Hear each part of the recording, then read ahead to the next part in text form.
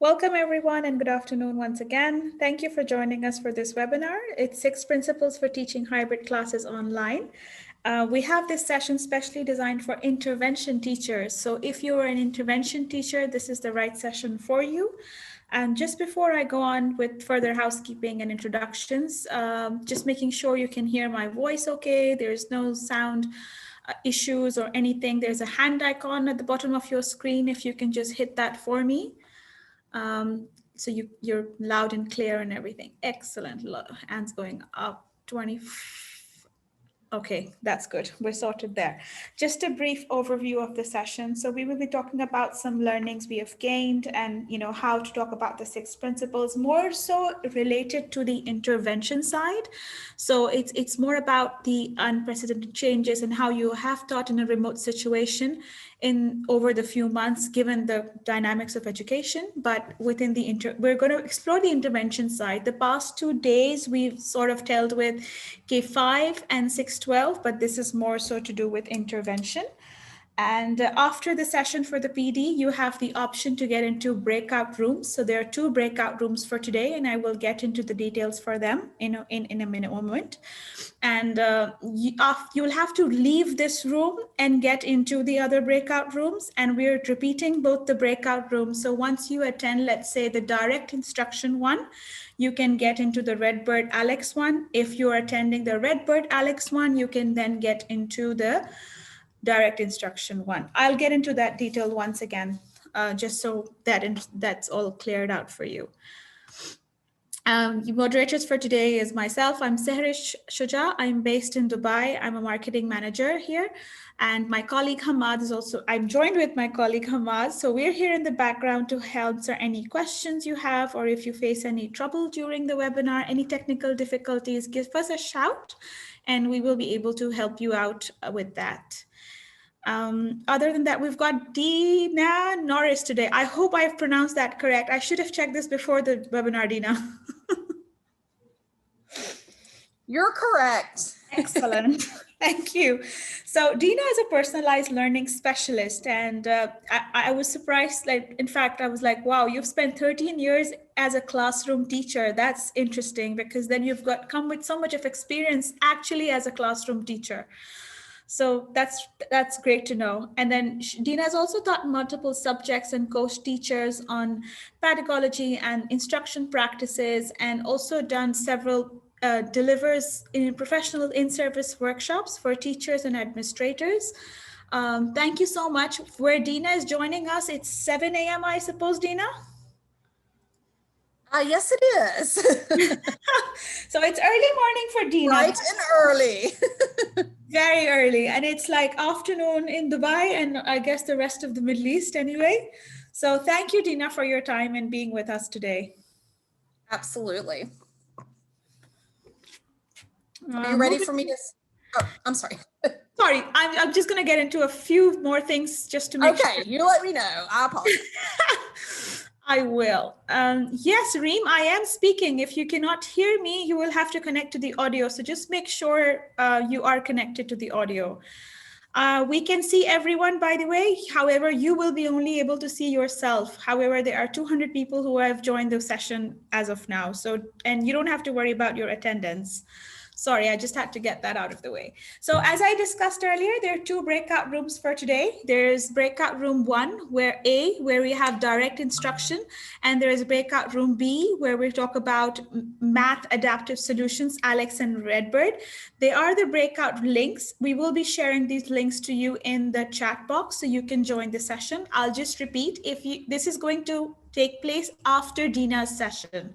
So it's going to be after Dina, this session is over, the main session is over, you can get into the breakout room A and B, and the session is offered twice. So we'll be repeating the session. So in case you've attended breakout room A, you can switch to breakout room B. If you've attended breakout room B, you can then go to A. They're both intervention, by the way, but A is direct intervention and the B is adaptive math solutions, Alex and Redbird. Okay, I hope and just quickly housekeeping. Sorry, I keep repeating myself, but we'll just cover this off really quick. So if you're facing any connectivity issues with audio, I suppose there was someone who was facing that. We do recommend you can use the call-in function from your phone. Also, we do recommend you close down any high networking apps such as Netflix, YouTube, any gaming platform, because this is most likely to affect the bandwidth of your webinar. And also, I've mentioned you can't see other attendees, but you can engage with other participants. So if on the chat box, you can select drop down and go into all panelists and attendees. Currently, it might say all panelists. So if you just have to drop down, select all panelists and attendees, you should be able to see comments from other attendees and your peers and everything. We will be sharing the recording of this webinar, so please be patient with us. We should be able to do that for you next week.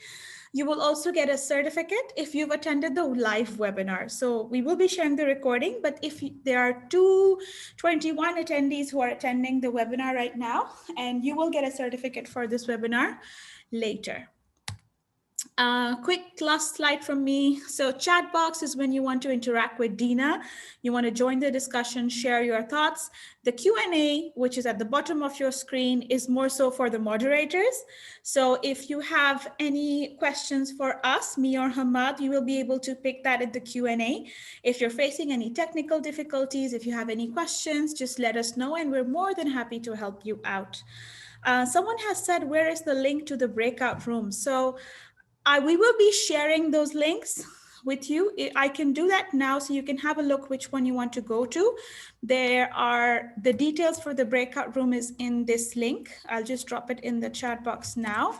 But again, I'll repeat myself. Please don't go into the rooms now. They're not operational yet. They're not open as yet. We have to cover the main session and then we get into the breakout rooms. And we will be keep sharing the links for you. So don't worry about the links. We will be sharing the links with you. Excellent. I will now mute myself and hand over to Dina. Over to you, Dina. I will stop sharing as well. Thank you so much and have a great session.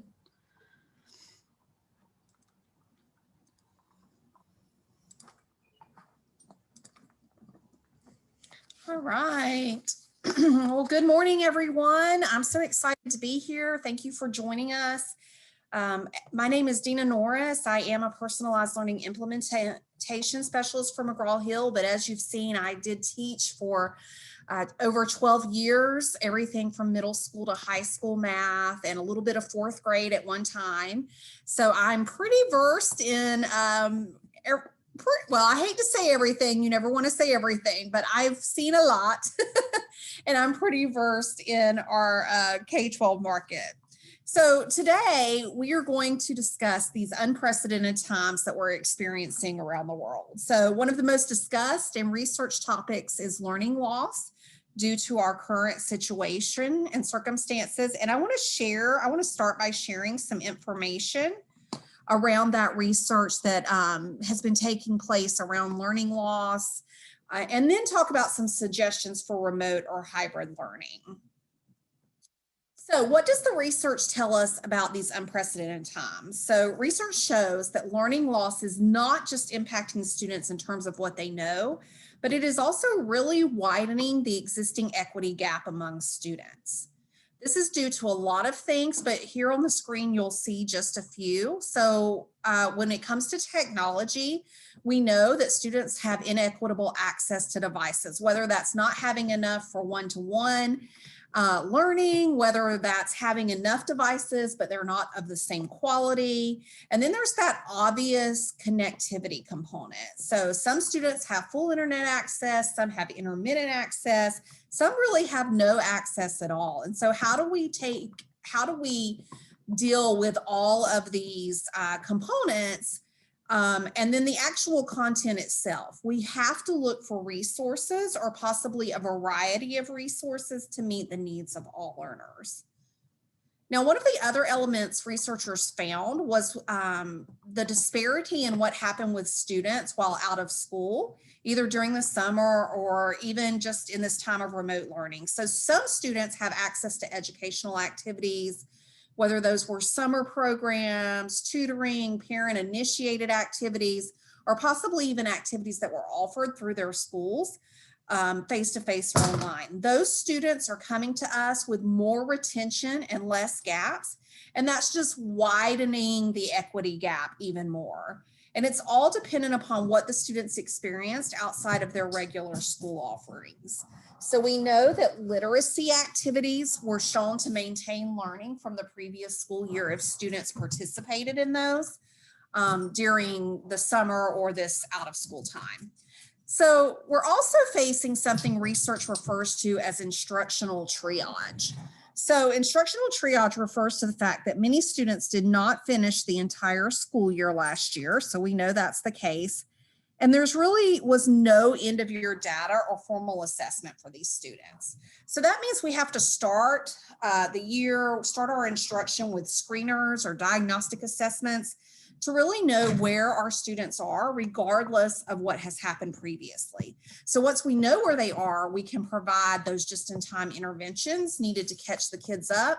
But really, we don't want to just catch them up. We want to propel them forward for whatever their future looks like.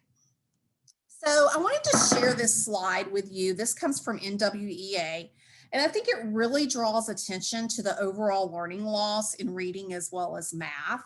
It gives us a good indication of what we can expect for students, what we can expect it to look like for students returning to learning.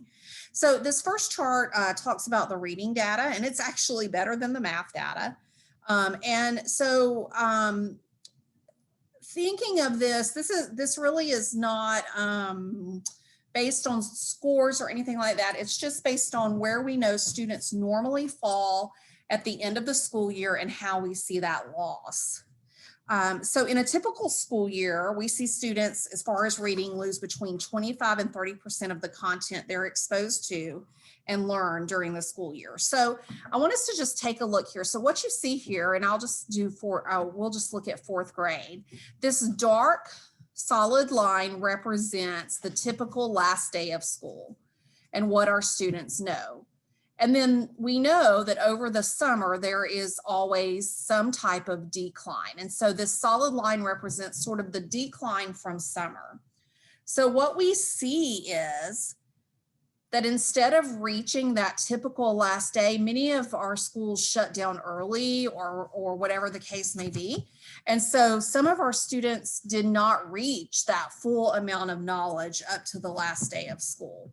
So the dotted line shows us basically the COVID slowdown. Okay, so a lot of us ended school here when school closed. And although normally in a typical year, we would have gotten to this point as far as learning, that learning slowed down due to many reasons having to do with COVID and our circumstances. And then the bottom line shows the ultimate slide. So whereas before students would have lost information here, they are now losing information here. And so I think one of the really important things that we see is students were propelled into even greater learning loss. We can see where they would have normally ended the school year and then where that loss would have occurred and where they really ended the school year and that loss. So the data is very representative of what we can expect from students as far as reading.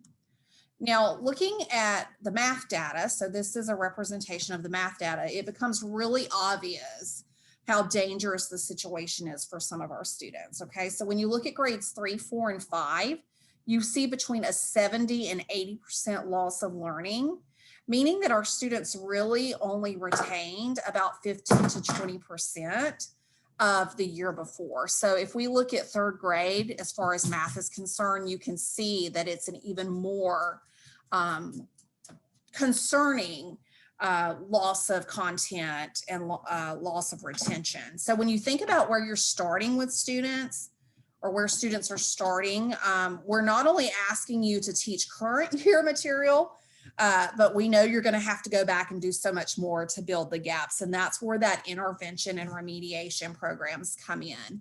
And please understand, I taught for many years. I'm not saying that this hasn't happened before. This happens for us every year. Every year we face that learning loss piece. However, because of our current circumstances, that gap is even greater than it's ever been.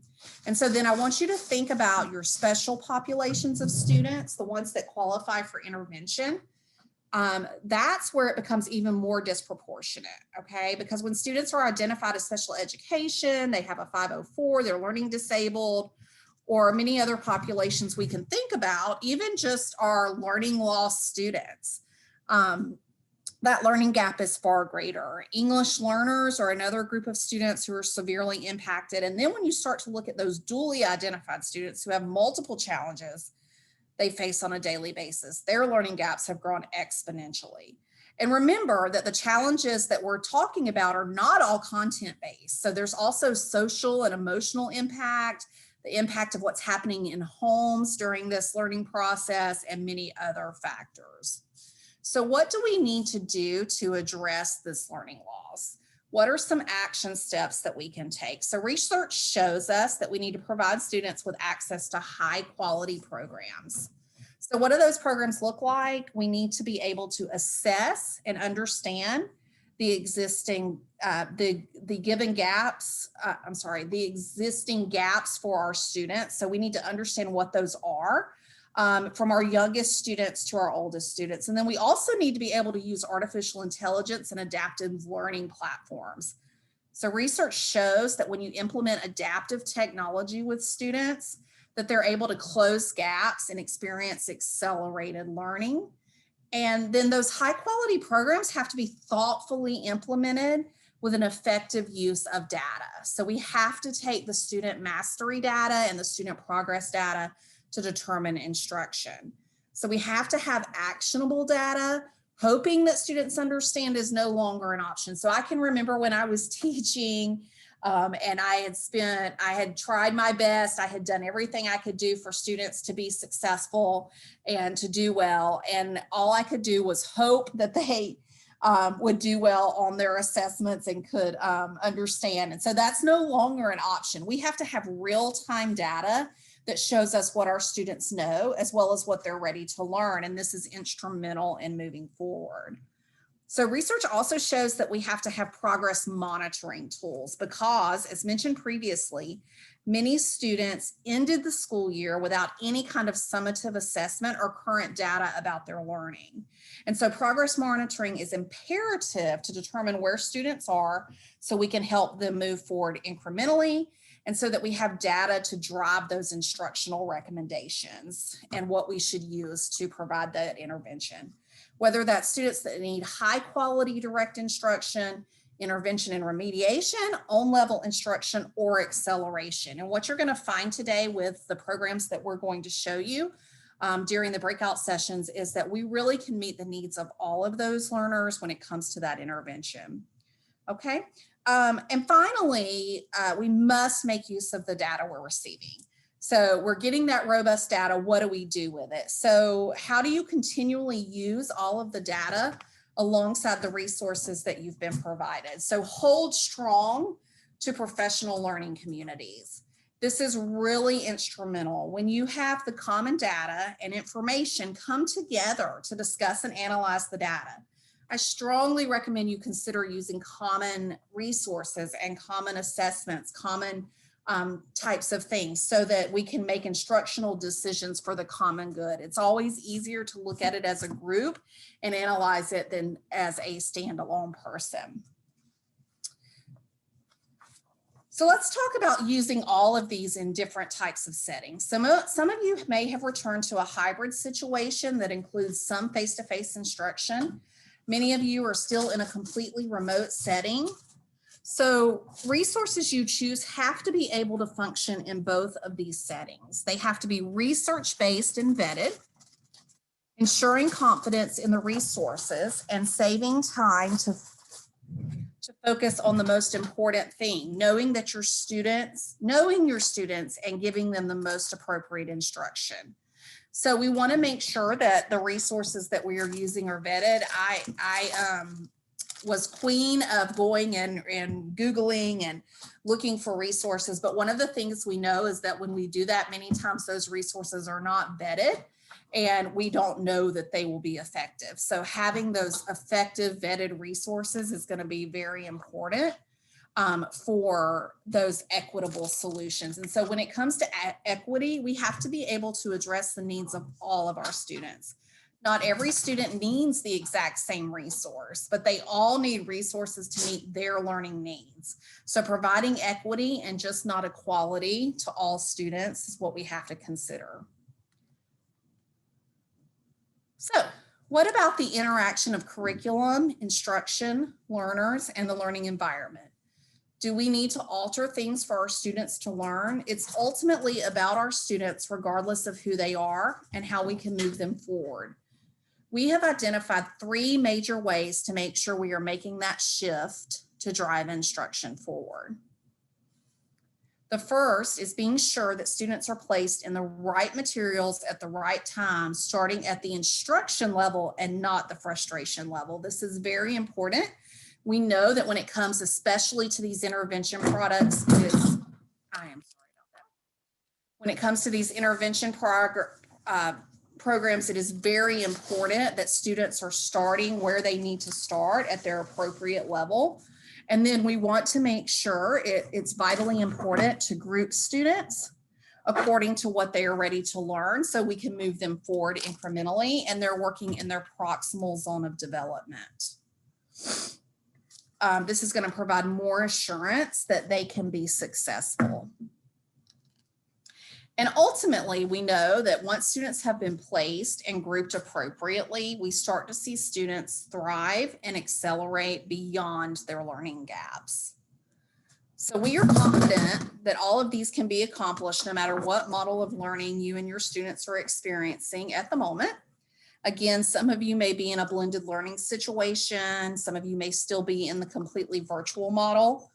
Learning to connect with students and building community is vital to whichever model you are in. So no matter which model you are currently experiencing, everything that we have discussed so far will help your students to move forward, and all of the programs you're going to see during breakout sessions will meet these needs.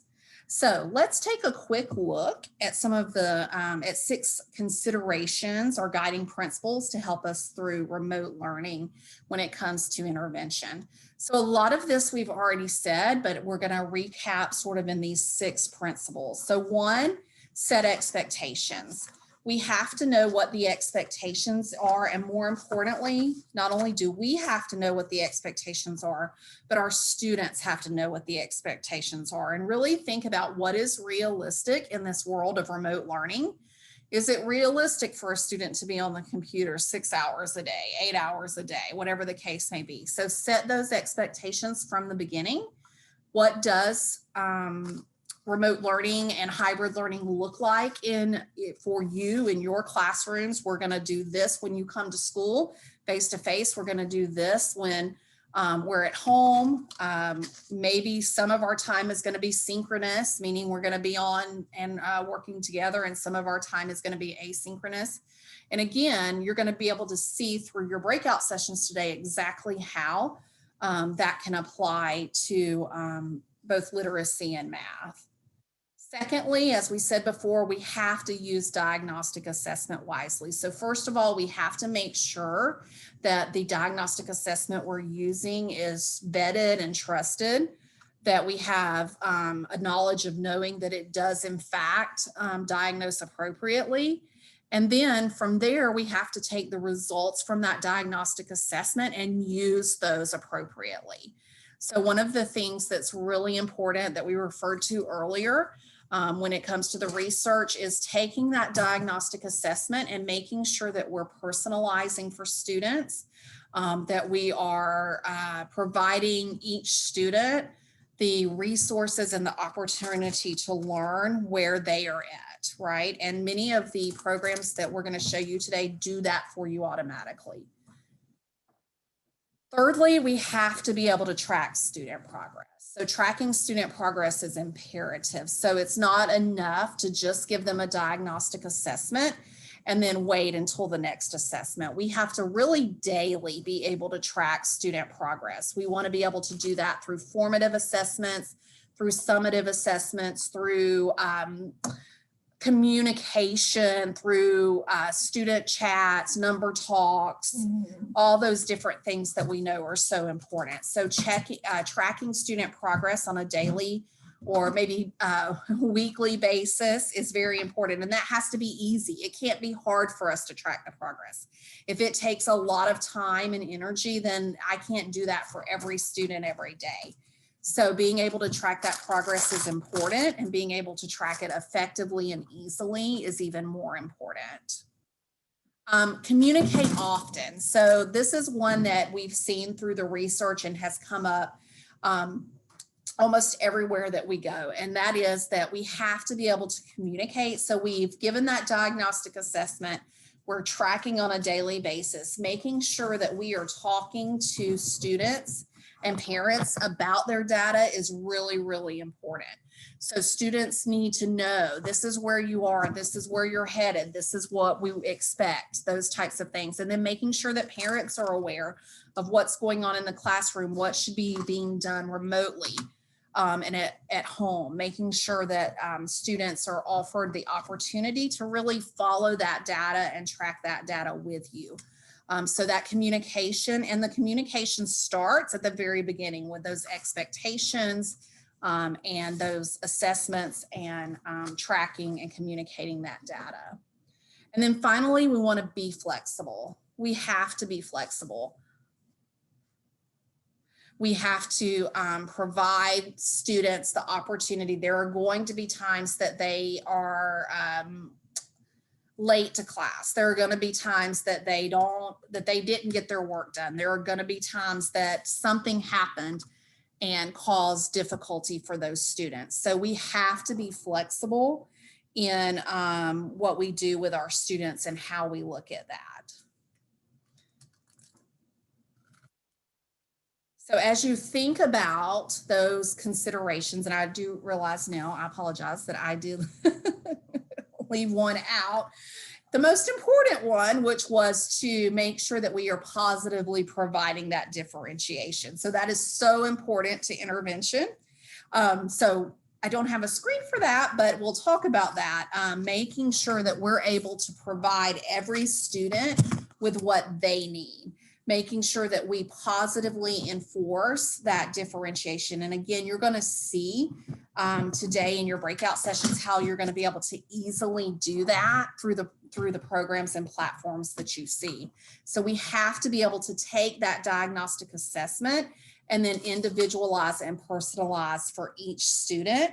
And that has to be easily done. So that can't take a lot of effort on our part. It can't take us 30, 40 minutes a day to plan what's going to happen for each student and to personalize. We have to be able to easily small group, personalize for our students, provide those rotation models and all of the things that we know students are in need of.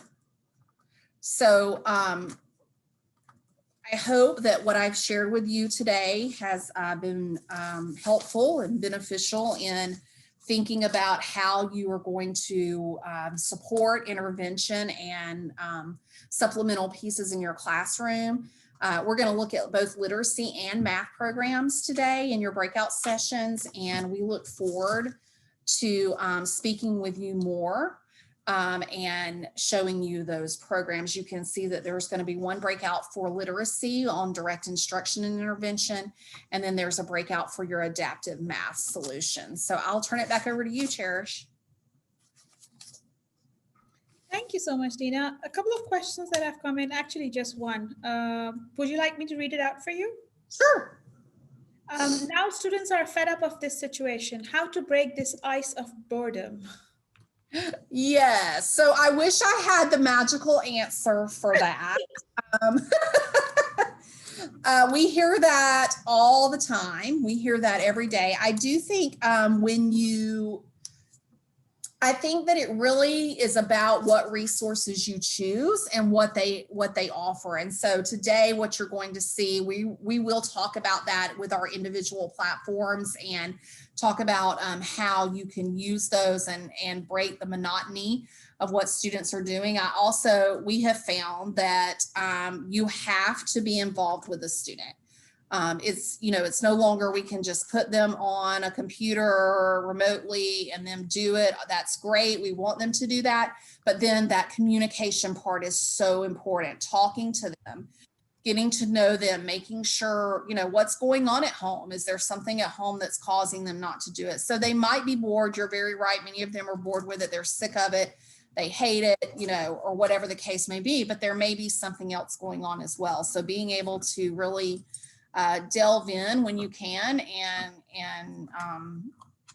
and think about what the student is facing. So again, I wish I had the perfect answer for that, and I don't. No problem. Thanks, Tina, for covering that for us. So now it's time for breakout rooms. I've just dropped the links to both the breakout rooms. You'll have to select one of these rooms and get in.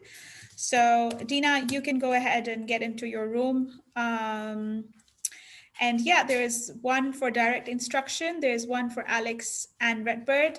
So this webinar is going to close. The 273 people that are here will have to log out and get into the breakout room. When you're done with one breakout room, you have the option to move into another breakout room. Any questions for me or Hamad, please let us know. I hope that's clear. So if you just click on the link, it's the first one, Nadia, the direct instruction one. Before we get into the breakout rooms, we just want to make sure you guys have the instructions. So there is a breakout room for direct instruction, and there is a breakout room for Alex and Redbird.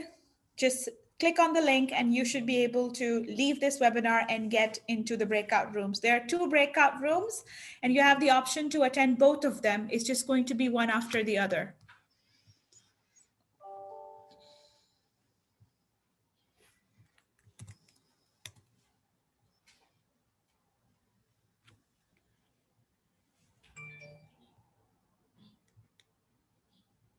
You can select any Huda, they're one after the other. So they're both repeat sessions. So if you are attending Alex and Redbird first, then you can get into the direct instruction literacy one. And if you're attending A, then you can get into B. They're both repeats basically, Huda. Any other questions? We still have about 100 people in this room. After the breakout, the webinar is going to continue. Mariam, that's a very good question. After the breakout, this session is going to end. This was the PD session, but you can get into both the breakout rooms one after the other. So they are running twice. It's a repeat.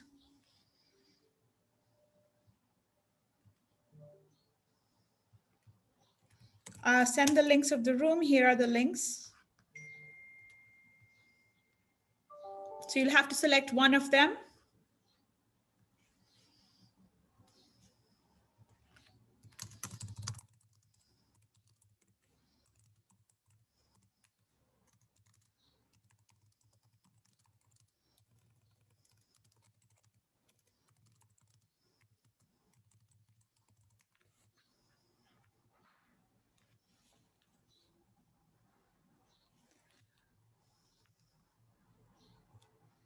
Again, we have 75 people who are in this room. Please leave this room and click one of the links in the chat box and get into the breakout rooms. What is the problem you're facing?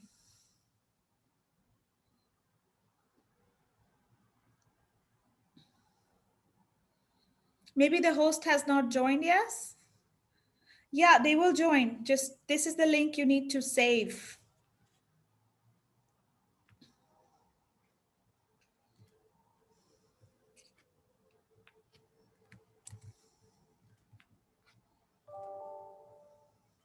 I'm going to be ending this now.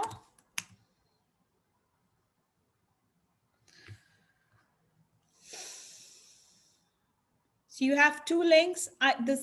Which one are you joining, Ehram? Can you tell me more?